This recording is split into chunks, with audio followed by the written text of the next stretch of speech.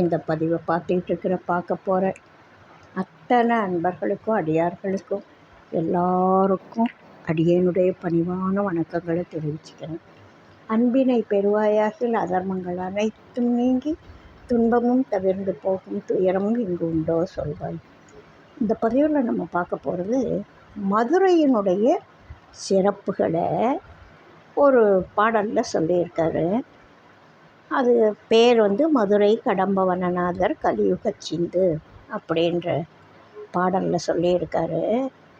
சீரிலகும் கடம்பவன க்ஷேத்திரத்தின் மகிமை செழித்தோங்கி நடந்து வரும் சிறப்புகளை கேளாய். காரிலகும் தென்மதுரை வடதிசையில் வாழும் கணபதியை கைதொழுத காரணங்கள் சொல்வேன்.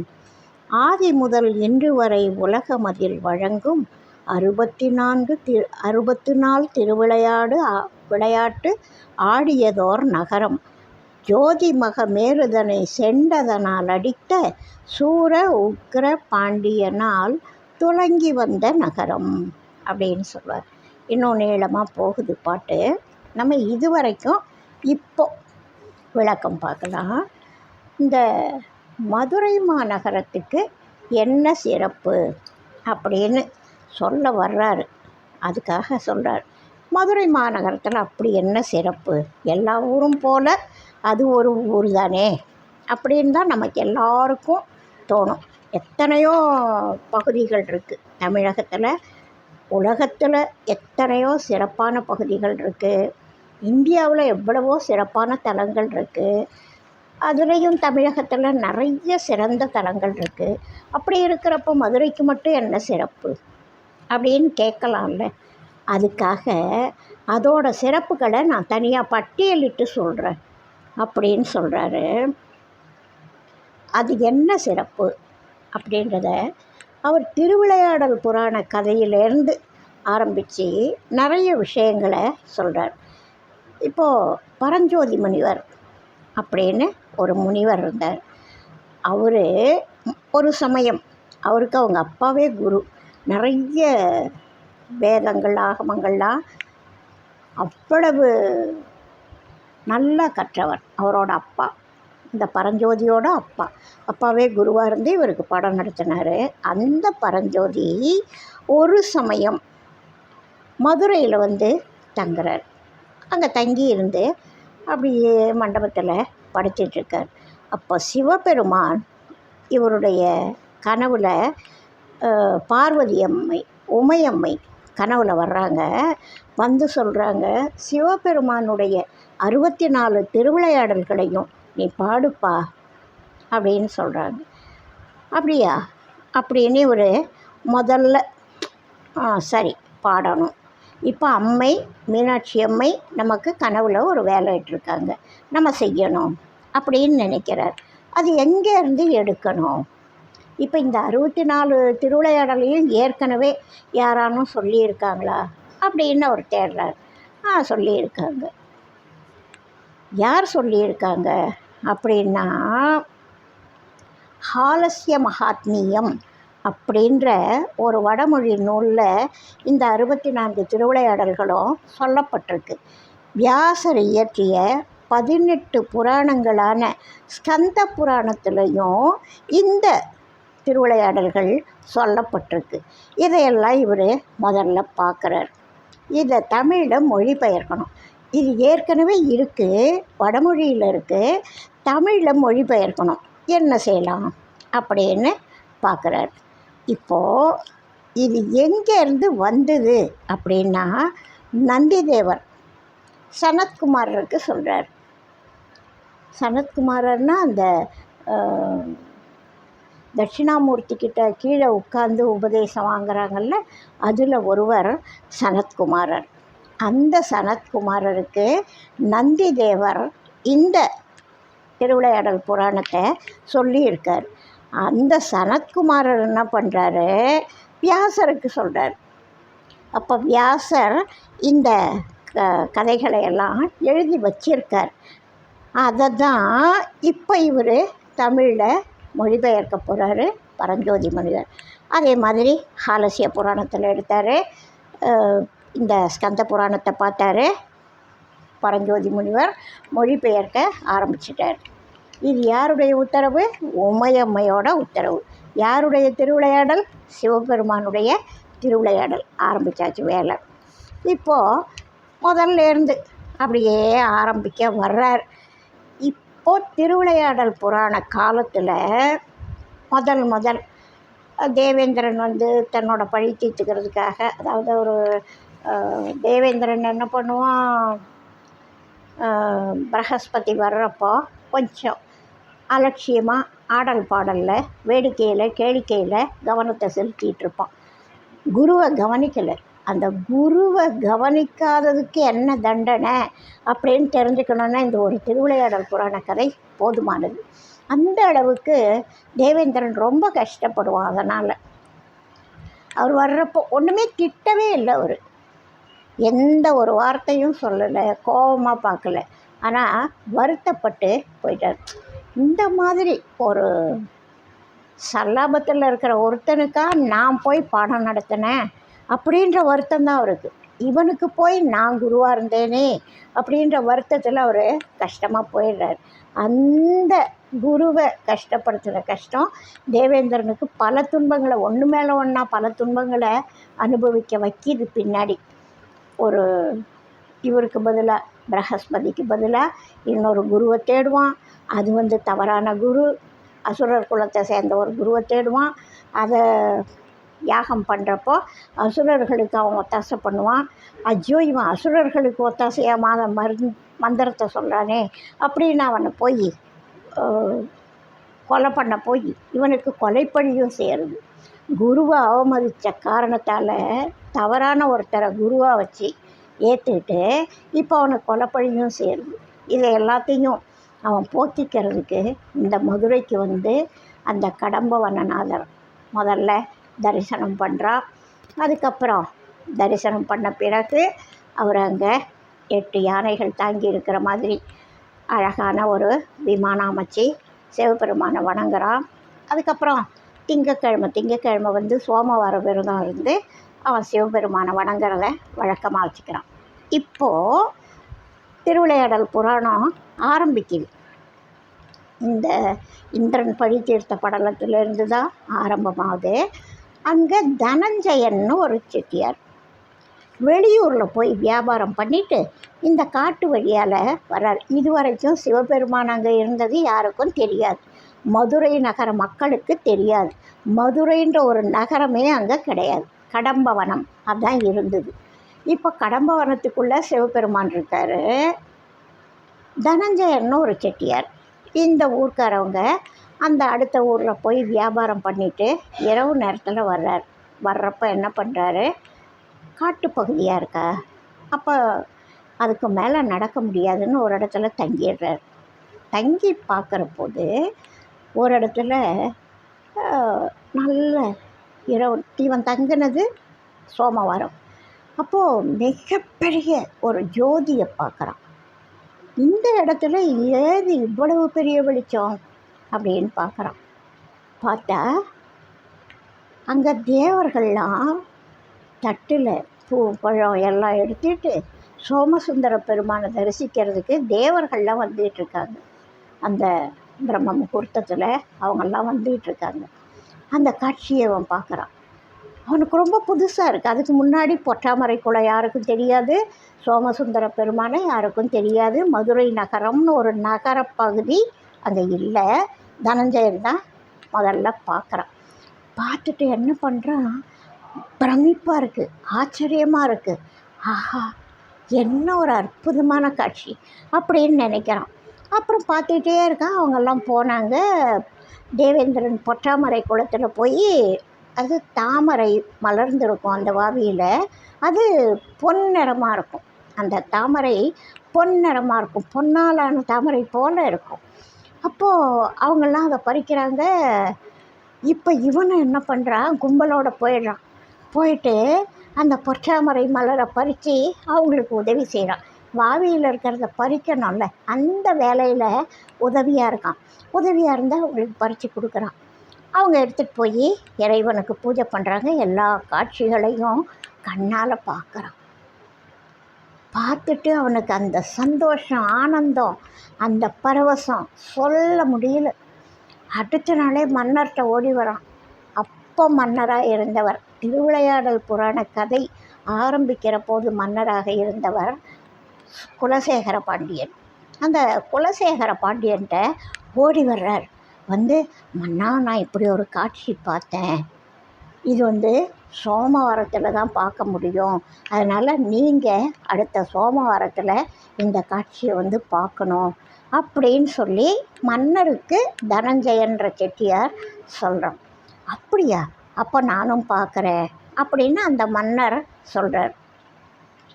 இது வரைக்கும் கடம்பவனம் தான் பேர். அப்போது அந்த சோமவாரம் வரப்போது செட்டியார் கொஞ்சம் அசந்து தூங்கிடுறாரு. அந்த குறிப்பிட்ட டைமுக்கு வரல. சிவபெருமான் என்ன பண்ணுறாரு, குலசேகர பாண்டியன் கனவுல போய், அப்பா, நீ இந்த இடத்துல தனஞ்சயன் சொன்னதெல்லாம் உண்மை, நீ அங்கே போ அப்படின்னு சொல்கிறார். அப்போ மன்னர் என்ன பண்ணுறாரு, அடித்து பிடிச்சிக்கிட்டு எல்லாரையும் கூட்டிகிட்டு அங்கே போகிறார். மன்னர் போனால் அவங்க கூட சில பேர்லாம் வருவாங்க தானே. இப்போ இருக்கிற விஐபிஸ் பார்க்குறீங்க, அப்புறம் மன்னர் எப்படி இருப்பார். போகிறாங்க. போய் மன்னர் காத்துட்ருக்கார் சத்தம் போடாமல். இப்போ தனஞ்சயன் போன சோமவாரம் பார்த்த காட்சியை குலசேகர பாண்டியன் இப்போ இந்த அடுத்த சோமவாரத்தில் பார்க்குறார். அந்த காட்சியெல்லாம் பார்த்த உடனே, அந்த சிவனை பார்த்த உடனே, அதோட ஒளியை பிரகாசத்தை பார்த்த உடனே சொல்ல முடியல. அப்படி ஒரு ஆனந்த பரவசம். அப்போது இறைவனுடைய கட்டளைப்படி இறைவன் ஒரு கட்டளை இடுறார். இந்த கோயிலை, என்னுடைய திருக்கோயிலை மையமாக வச்சு சுத்தீவிர மதுரை நகரம் இருக்கும்படியாக நீ நகரத்தை நிர்மாணிக்கணும் அப்படின்னு சொல்லி இந்த கடவுள் பரமசிவன் அவருக்கு சொல்கிறார். அப்போ குலசேகர பாண்டியனுக்கு இதை விட மகிழ்ச்சி என்ன வேணும். காடெல்லாம் வெட்டுறான். கடம்பவனம், அந்த கடம்பவன காடுகளையெல்லாம் வெட்டி அழித்து மதுரை மாநகரத்தை ரொம்ப ஒரு சிறப்பான நகரப்பகுதியாக அங்கங்கே எங்கெங்கே தெருக்கள் போடணும், எங்கெங்கே வீடுகள் கட்டணும், அரண்மனை எங்கே இருக்கணும், திருக்கோவில் எங்கே இருக்கணும், எல்லாத்தையும் அதை மையமாக வச்சு சுத்தீவிர வைக்க சொன்னார் இல்லையா. அதே பிரகாரம் மதுரை மாநகரத்தை இவன் நிறுவுறான். அப்போது இந்த மதுரை மாநகரத்தை நிறுவியாச்சு, அங்கே இருக்காங்க. குலசேகர பாண்டியனுக்கு அடுத்தது ஒரு வாரிசு வரணும்ல, மலையத்வஜ பாண்டியன் அப்படின்னு இந்த குலசேகர பாண்டியனோட பிள்ளை. அவர் பிள்ளை வளர்ந்து வர்றார். அப்போ அவருக்கு என்ன பண்ணுறாங்க, பட்டம் சூட்டுறாங்க. ஒரு மன்னர் முதியோராகும் பொழுது அடுத்த இளவரசனுக்கு பட்டம் சூட்டுவாங்க இல்லையா, அதுபோல் மலையத்வஜ பாண்டியனுக்கு பட்டம் சூட்டுறாங்க. அவங்க மனைவி யார் அப்படின்னா, இப்போ காஞ்சன மாலையாக மலையத்வஜ பாண்டியனை கல்யாணம் பண்ணிக்கிறாங்க.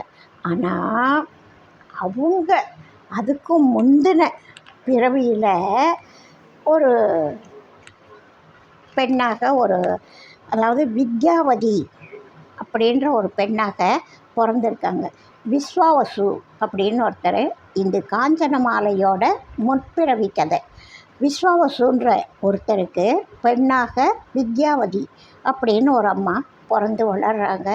அப்பா அந்த விஸ்வாவசு என்ன பண்ணுறாரு, வித்யாவதிக்கு சக்தி மந்திரத்தை உபதேசம் பண்ணுறார். எவ்வளோ நல்ல விஷயம் நடந்திருக்கு பாருங்கள். அப்பா பொண்ணுக்கு சக்தி மந்திரத்தை உபதேசம் பண்ணுறார். இந்த வித்யாவதிக்கு அது மேலே அவ்வளவு நாட்டம், அவ்வளவு நம்பிக்கை. அது என்ன பண்ணுறாங்க, இவங்க அதை சதா சொல்லிகிட்டே இருக்கணும் அப்படின்னு ஆசைப்படுறாங்க.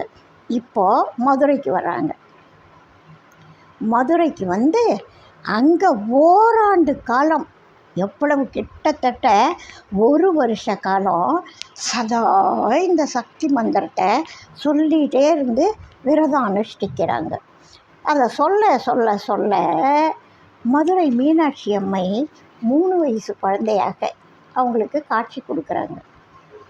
வித்யாவதி, உனக்கு என்ன வரம் வேணும் கேள் அப்படின்னு சொல்கிறாங்க. அப்போ வித்யாவதி சொல்கிறாங்க, அம்மா, எனக்குன்னு எந்த பிரார்த்தனையுமே கிடையாது, எந்த ஒரு தேவையுமே கிடையாது. ஆனால் இப்போது இந்த சக்தி மந்திரம் சொல்ல ஆரம்பித்த பிறகு நான் எப்படி நினச்சேன்னா, உன்னைய குழந்தையாவே நினச்சேன். என்ன ஒரு தாயாக நினச்சிக்கிட்டு, வித்யாவதி சொல்கிறாங்க, என்ன ஒரு தாயாக நினச்சிக்கிட்டு, பொண்ணு ஒரு குழந்தையாக நினச்சிக்கிட்டு, உனக்கு நான் செய்ய வேண்டிய அத்தனையும் செய்தேன். ஒரு தாய் குழந்தைக்கு எப்படி நீராட வைக்கிறது, சாப்பாடு ஊட்டுறது, அலங்காரம் பண்ணுறது, ஆடை உடுத்துறது, அத்தனையும் செய்வாங்கள்ல ஒரு தாய். அதுபோல் கற்பனையில் ஒன்றை ஒரு பொண்ணாக நினச்சி, என்ன ஒரு தாயாக நினச்சி நான் இவ்வளோ காலம் செய்துட்டேன். எனக்கு அடுத்த பிறவியிலையும் அதே பாக்கியம் வேணும். இப்போ நான் கற்பனையில் செய்தேன்னு அது எனக்கு தொடரணும். இதை தவிர எனக்கு ஒன்றும் வேண்டுதல் இல்லை அப்படின்னு சொல்கிறாங்க. எவ்வளோ ஒரு பிரார்த்தனை இப்படி இருக்கணும், வேண்டுதல்னால் இப்படி இருக்கணும். எவ்வளோ பெரிய பாக்கியம். ஒரு அப்பா உபதேசம் பண்ணி ஒரு பொண்ணு இந்த நிலைமை அடையிறது இந்த காலத்தில் யோசிக்க வேண்டிய ஒரு விஷயம்.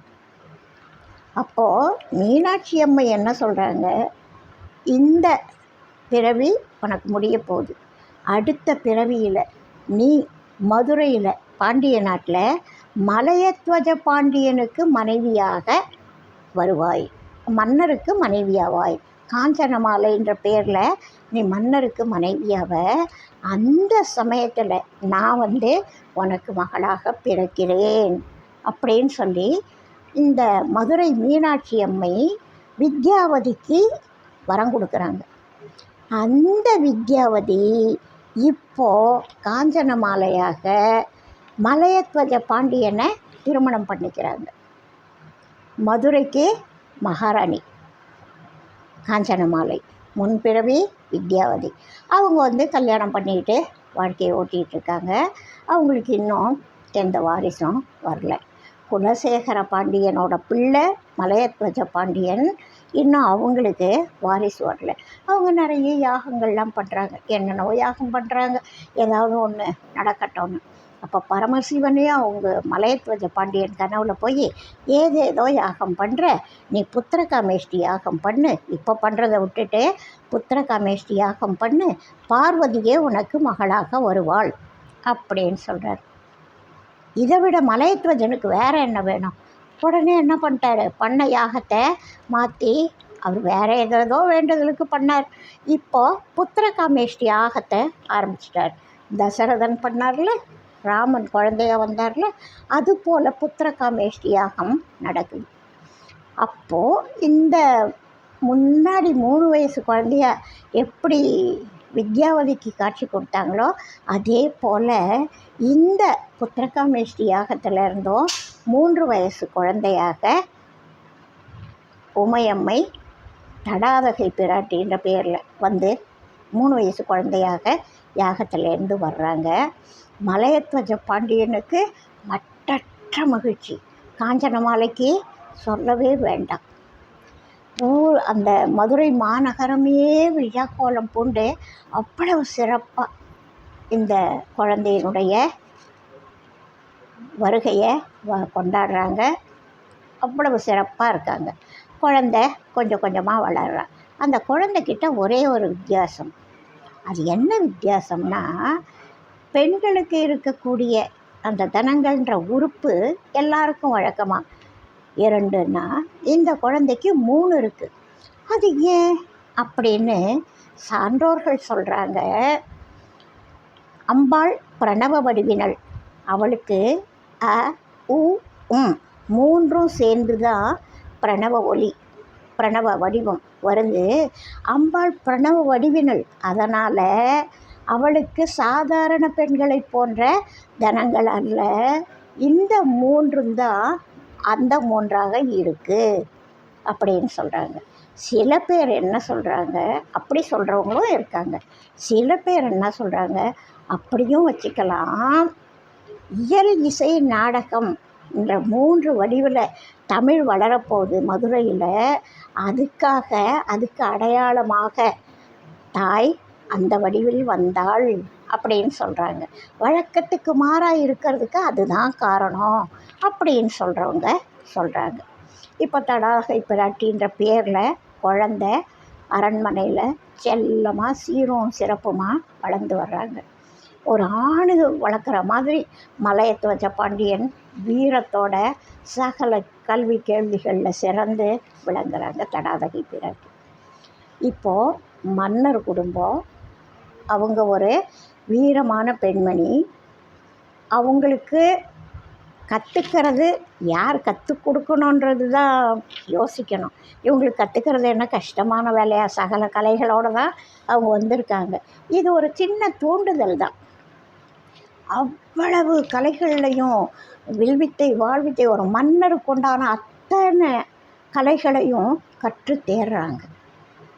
அப்போ கொஞ்ச நாள் கழித்து இவங்க அந்த அளவுக்கு சிறப்பாக வளர்ந்த பிறகு கொஞ்ச நாள் கழித்து இயற்கையின் கால அளவுப்படி மலையத்வஜ பாண்டியன் காலமாகிறார். அப்போ தடாகை பிராட்டி மன்னராகிடுறாங்க. மன்னராயிட்டு காஞ்சனமாலையும் தன் பெண்ணும் வாழ்ந்துக்கிட்டு இருக்காங்க. இப்படியே கொஞ்சம் கொஞ்சமாக பெண்ணு வளர்ந்து பெரியவளாகிற சமயத்தில் அந்த பொண்ணுக்கு மன்னர்கள்னு இருந்த திக்விஜயம் பண்ணுவாங்கள்ல, அஸ்வமேத யாகம் பண்ணுவாங்க, திக்விஜயம் பண்ணுவாங்க. பக்கத்து நாட்டை போய் யார் வம்புக்கு வராங்களோ அவங்க நாட்டை அடித்து நொறுக்கி நாட்டை விரிவுபடுத்துவாங்க. அத்தனையும் இந்த பொண்ணும் பண்ணுறாங்க. தடாதகை பிராட்டி அங்கங்கேயும் போருக்கு புறப்படுறாங்க. இவங்க ஒரு பெரிய போர்ப்படையை வச்சுருக்காங்க. ராஜராஜ சோழனுக்கும் மேலே இவங்களோட படை பெரிய பலமான படை. அதை திரட்டிக்கிட்டு எங்கே பார்த்தாலும் போருக்கு போவாங்க. போகிற இடமெல்லாம் வெற்றி தான். மற்றவங்கெல்லாம் தோற்று விழுந்துருவாங்க. இல்லைன்னா உடனே பரிபூர்ண சரணாகதி. எல்லாரும் சண்டைக்கு வந்தவங்க தோற்றுடுவாங்க, வராதவங்க வணங்கிடுவாங்க. இப்படியே போய்கிட்டுருக்காங்க. தேவலோகத்தை முதல் கொண்டு உட்டனாபார்னு போய்கிட்டுருக்காங்க. தேவேந்திரனை எல்லாம் அடக்கி அங்கே இருக்கிற சங்கநிதி, பதுமநிதி, அது இது எத்தனை செல்வங்கள் கொண்டு மதுரையில் சேர்க்குறாங்க. அவ்வளவு ஒரு வீரம். இப்போ அவங்களுக்கும் இயற்கையின் கட்டளைப்படி திருமண வயசு வருது.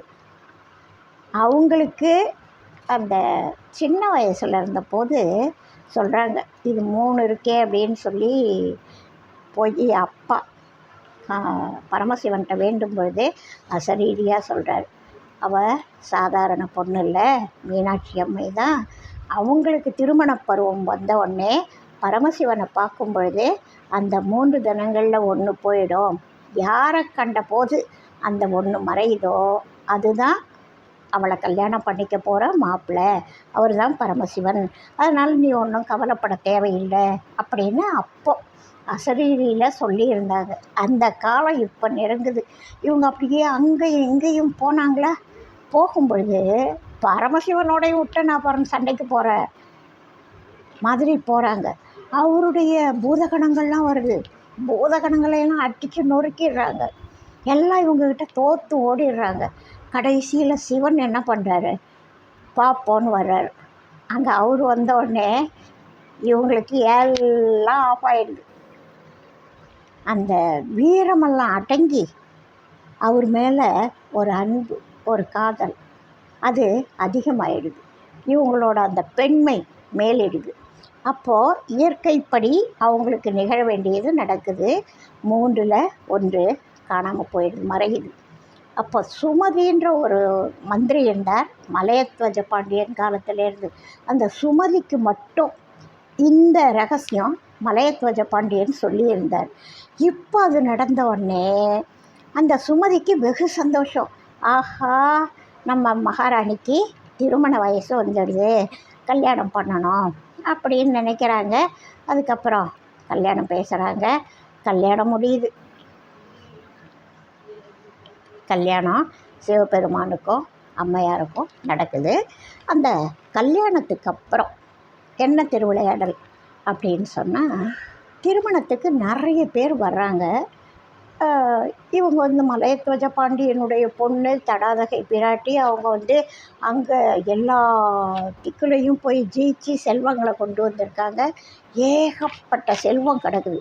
அப்போ என்ன பண்ணாங்க, ஏராளமானவங்க சாப்பிட்ற அளவுக்கு சாப்பாடெல்லாம் செய்தாச்சு. இப்போது சாப்பிட்ணும். ஏகப்பட்ட சாப்பாடு கிடக்குது, பல கோடி பேர் உண்ணலாம். ஆனால் இந்த பாண்டியர் சம்மந்தப்பட்டவங்க கொஞ்சம் பேர் சாப்பிட்டுட்டாங்க. ஆனால் இன்னும் சாப்பாடு மலையாக இருக்குது. அப்போ அம்மையார் என்ன பண்ணாங்க, தடாதகை பிராட்டியார் போய் பரமசிவன்கிட்ட கேட்குறாங்க,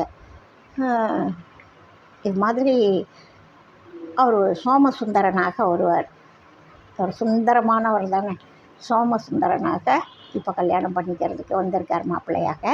அவர்கிட்ட போய் கேட்பாங்க, இது மாதிரி இவ்வளோ சாப்பாடு உங்கள் மனுஷாலெலாம் வருவாங்கன்னு நாங்கள் இங்கே செய்து வச்சுருக்கோமே, இவ்வளவையும் வீணாக்க முடியுமா? அவ்வளோ சாப்பாடு இருக்கே, சாப்பிட்றதுக்கு யாரையானா அனுப்புங்களேன் அப்படின்னு சொன்னாங்க. இவங்க வீட்டு செல்வம் உங்கள் வீட்டு மனுஷால் அப்படின்னு தாய் சொன்னாங்கல்ல தடாதகை பிராட்டியார். அவர் கொஞ்சம் விளையாடி பார்க்கணுன்னு அவருக்கு ஆசை வந்தது. அப்படியா, சரி, முதல்ல இங்கே யாரும் சாப்பிட்ற மாதிரி இல்லை, நான் ஒருத்தரை அனுப்புகிறேன், கூப்பிட்டுட்டேன், ரொம்ப நிறைய பொருள் இருக்குதுன்னு கூப்பிட்டுட்டேன், ஒரு ஆளை அனுப்புகிறேன், அவருக்கு நீ முதல்ல சாப்பாடு போட்டு அதுக்கப்புறம் நான் மற்றவங்கள அனுப்புகிறேன் அப்படின்னு சொன்னார். ஒரே ஒரு ஆளுக்கா அப்படின்னு கேட்குறாங்க. ஐயோ, அங்கே மலையாக உணவு இருக்கே, ஒருத்தருக்கு போட சொல்கிறீங்களே, நிறைய பேர் அனுப்புங்க அப்படின்னு சொல்கிறாங்க. முதல்ல நீ ஒரு ஆளுக்கு போட அப்படின்னு குண்டோதரனை அனுப்பி வைக்கிறார். அவருக்கு அந்த வடவை தீன்ற ஒரு தீயை, பசி உண்டாக்கக்கூடிய ஒரு தீயை வயிற்றில் வச்சு அனுப்புகிறார். அந்த பசி இவ்வளவுன்னு சொல்ல முடியாத அளவுக்கு பசி, எதை சாப்பிட்டாலும் உடனே உடனே உடனே ஜீரணமாயிடும். இந்த குண்டோதரன் சாப்பிட்றதுக்கு போனார். சாப்பிட்றார், செய்து வச்ச அத்தனை சாப்பாட்டையும் சாப்பிட்டார். இந்த மாயா பஜார்னு ஒரு படத்தில் அது மாதிரி கும்பகர்ணன் சாப்பிட்ற மாதிரி ஒரு காட்சி இருக்கும். அது ரொம்ப அழகாக படம் எடுத்திருப்பாங்க. அதுபோல் இவர் ரொம்ப அருமையாக சாப்பிட்றாரு, எல்லாத்தையும் அப்படி அப்படியே விழுங்குறார். கப்பிய கரிமுகன்ற மாதிரி எல்லாத்தையும் அப்படி போட்டு சாப்பிட்றாரு. வெந்த பொருள் எல்லாம் சாப்பாடு தீர்ந்து போச்சு. அண்டாவாக இந்த அம்மா சொன்னாங்களே மலையான்னு, அத்தனை மலையும் இவர் சாப்பிட்டார். அப்பவும் பசிக்குது. வேகாத பொருளை கொண்டு வான்றார், அப்பவும் பசிக்குது. அண்டா குண்டானே கொடுத்தா கூட பசி அடங்கலை. இன்னும் பசிக்குதுன்றார். அங்கே இருக்கிற ஆள்லாம் ஓடி வந்து இந்த அம்மையார்கிட்ட ரொம்ப கஷ்டப்படுறாங்க. அம்மா, இந்த ஒருத்தர் வந்தாங்க, அவருக்கு சாப்பாடு போட எங்களால் முடியல, அங்கே இருந்த அத்தனை பொருளும் காலி, வெந்த பொருள் மட்டும் இல்லாமல் வேகாத பொருளும் காலி, இனிமேல் அங்கே ஒன்றுமே பொருள் இல்லை, இப்போ நாங்கள் என்ன பண்ணட்டோம் அப்படின்னு வந்து அவங்க கஷ்டப்படுறாங்க. அப்படியா? இந்த அம்மாவுக்கு ஆச்சரியம், பிரமிப்பு வந்து பார்த்தா அப்படி தான் இருக்குது. இந்த குண்டோதரன், அந்த அனுப்பிச்ச ஆளுக்கு பேர் குண்டோதரன், அவர் இன்னும் பசிக்குதுன்னு அலையிறாரு, அவஸ்தைப்படுறாரு. இறைவன்ட்டே ஓடி வர்றார், எப்பா எனக்கு பசி தாங்கலை அப்படின்னு சொல்லி. அவர் என்ன பண்ணார், கங்கையிலேருந்து கொஞ்சம் ஜடாமுடியிலேருந்து கொஞ்சம் கங்கையை எடுத்து, நீ இப்போ இங்கே நதியாக ஓடு, இந்த குண்டோதரனுக்கு உன்னோட தண்ணீரை குடித்தா தான் தாகம் அடங்கும், சாப்பாடு பசி அடங்கும் அப்படின்னு சொல்லி வைகை, அதாவது வைகுந்தம் அதுக்கு வை, கைலாயம் அதுக்கு கை, இந்த ரெண்டும் இணைஞ்சி வர்ற மாதிரி வைகை அப்படின்னு பேர் வச்சு இங்கே ஓடணும் அப்படின்னு சொல்லி கங்காதேவிக்கு உத்தரவு போடுறார். அப்போ கங்காதேவி என்ன சொல்கிறாங்க, சுவாமி, இந்த உங்கள் திருமணத்து அப்போ எனக்கு இந்த வாய்ப்பு கிடைச்சது ரொம்ப சந்தோஷம், ஆனால் எனக்கு நீங்கள் ஒரு வரம் கொடுக்கணும் அப்படின்னாங்க. கேள் அப்படின்னோடனே, கங்கையில் குடித்தா எப்படி பாவம் போகும் அப்படின்ற நிலைமை இருக்கும், அவங்களுடைய பாவத்தை தீர்க்கிற பாக்கியம் எனக்கு கிடைக்கணும், இந்த நதியில் யாரெல்லாம் குளிக்கிறாங்களோ அவங்களுடைய பாவத்தையும் போக்கும்படியான வரம் எனக்கு கொடுக்கணும் அப்படின்னு கேட்குறாங்க. அப்படியே ஆக கடவுது.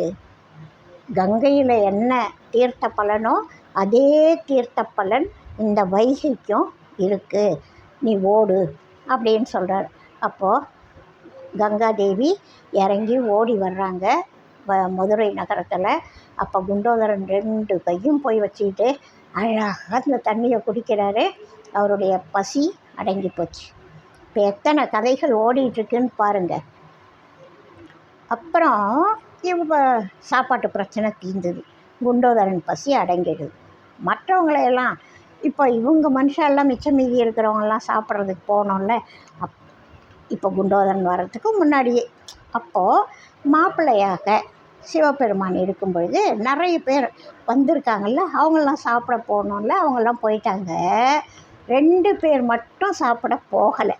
அது யாருன்னா, சாஸ்திரங்களில் தேர்ந்த பதஞ்சலி முனிவரும் பக்தியில் முதிர்ந்த வியாக்கிரபாதரும் போகலை. அவங்க என்ன சொல்கிறாங்க, எல்லோரும் கும்பலாக போனப்போ அவங்களாம் சாப்பாட்டுக்கு போயிட்டாங்க. கல்யாணத்துக்கு வர்றவங்களாம் முன்னாடி டைனிங் ஹாலுக்கு தான் போயிடுறாங்க இப்போல்லாம். அதே மாதிரி அவங்க போயிட்டாங்க. ஆனால் இவங்க 2 பேரும் போகலை. ஏன் நீங்கள் 2 பேரும் போகலையா அப்படின்னு பரமசிவன் கேட்கும்போதே, இறைவா, நாங்கள் உங்களோட திருநடன காட்சியை பார்க்காம என்னைக்கு சாப்பிட்ருக்கோம், இன்றைக்கும் உங்கள் திருநடன காட்சியை பார்த்துட்ட பிறகு நாங்கள் சாப்பிட்லாம் அப்படின்னு ஆசைப்படுறோம் அப்படின்னோடனே இறைவன் அவங்களுக்காக மதுரையில் நடனம் ஆடி காட்டுறார். அப்போ அவங்க 2 பேரும் கேட்குறாங்க, இந்த பொன்னம்பல காட்சி மற்ற எல்லாருக்கும் கிடைக்கணும், அவங்களுடைய பாவங்களையும் நீங்கள் போக்கி அருளணும், மதுரையில் எப்போவும் நீங்கள் இந்த அம்பலத்தில் ஆடிக்கிட்டே இருக்கணும் மக்களுக்காக அப்படின்னு கேட்டுக்கிறாங்க. சரின்னு சொல்கிறார். இப்போது அவங்கள்தான் கேட்குறாங்கல்ல, அப்போ இந்த மதுரையில் என்ன அப்படின்னு கேட்குறப்போ, ஏன் இந்த மதுரையை மட்டும் நீங்கள் தேர்ந்தெடுத்தீங்க அப்படின்னு கேட்குறப்போ பரமசிவன் அவங்கக்கிட்ட சொல்கிறாரு.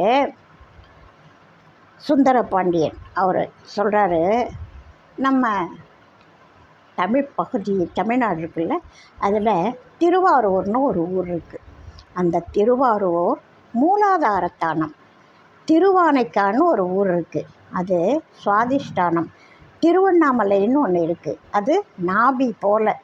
தில்லையம்பதி இருக்குது, அது இதயத்தை போல். திருக்காலத்தி இருக்குது, அது கண்டத்தை போல். காசித்தலம் இருக்குல்ல, அது புருவமத்தி போல். திருக்கைலாயம் இருக்குல்ல, அது பிரம்மநாடி போல். ஆனால் இந்த மதுரையம்பதி இருக்குல்ல, துவாதசாந்தத்தானம். இதுதான் முதல் நான் பூமிக்கு குடியிருக்க வந்த இடம். இங்கே இருந்துட்டு தான் மற்ற தலங்கள்லாம் தோன்ற வச்சேன். அதனால் முதல் இந்த மதுரைக்கு நான் வந்ததுனால இது ரொம்பவும் முக்கியமான தலமாக கருதப்படுது. இங்கே இருக்கிற பொற்றாமரைவாவியும் இந்த தலமும் தீர்த்தம், தலம், மூர்த்தம் எல்லாமே சிறப்பானது அப்படின்னு சொல்லி அவங்களுக்கெல்லாம் பரமசிவன் விளக்கம் சொல்கிறார். அப்படிப்பட்ட மதுரையம்பதி அவ்வளவு சிறப்பான விஷயங்களை கொண்டது அப்படின்னு சொல்லி ரெட்டியப்பட்டி சாமி தன்னோட பாடலில் சொல்கிறார். செழித்தோங்கி வளர்ந்து வரும் சிறப்புகளை கேளாய் அப்படின்னு சொல்கிறாரு.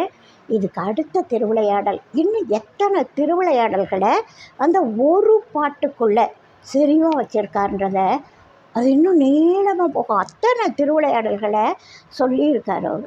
அதனால் அந்த அடுத்த பகுதியாக அடுத்த திருவிளையாடல்களை பார்ப்போம். இப்போ சொல்லியிருக்கிறது, சீரிலகும் கடம்பவன க்ஷேத்திரத்தின் மகிமை செழித்தோங்கி நடந்து வரும் சிறப்புகளை கேளாய், காரிலகும் தென்மதுரை வடதிசையில் வாழும் கணபதியை கைதொழுத காரணங்கள் சொல்வேன்.